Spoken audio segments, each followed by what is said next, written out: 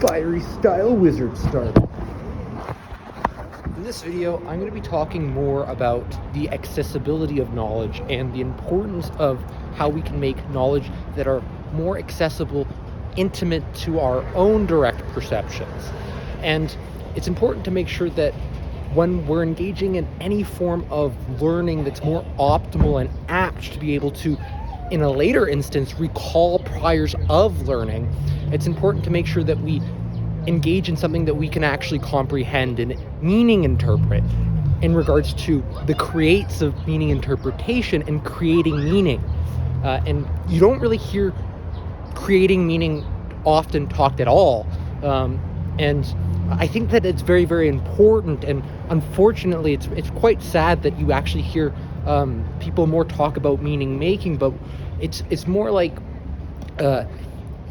we create meaning from more of a primatory source that's direct to our subjective experience and what we can comprehend. And I feel like create actually tends to resonate much more effectively with people because of the more centralizing meaning interpretations that are associated with this creative process. And it's much easier to use create in a way that you can build up into creative, where you don't really have that same sort of conjunctive and compounding with making or what's made, but what's created is always done in a creative process or innovative process, for the most part, and most centralizing. And these two concepts of centrality and continuity are going to be very, very important for meaningful learning. And as we start to create meaning, what's more centralized in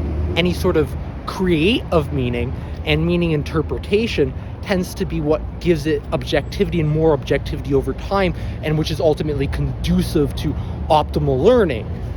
And the continuity is that consistency across different instances in which we return to that centrality, and we can move between these subjective and objective elements towards more of the objective element as we're establishing more of these consolidated subjective-objective relationships.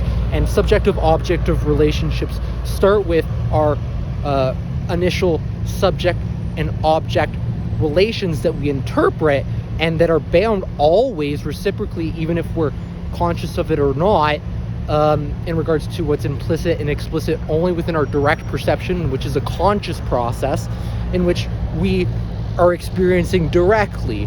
And so the subjective and objective elements pertain to the psychological processes that we might not be directly aware of.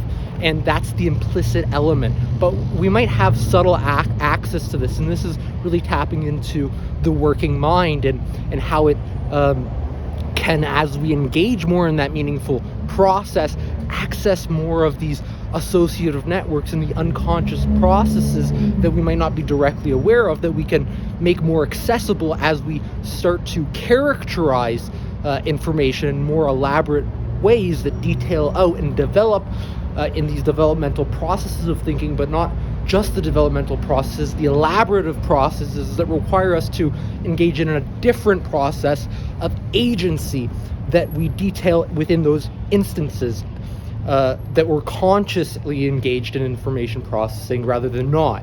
And that's mostly what I wanted to say for this video. And just as a reminder, it's these creates of meaning that are within our subjective experience that we engage in through an agency process that's more individualized insofar as we are separate individual from another individual.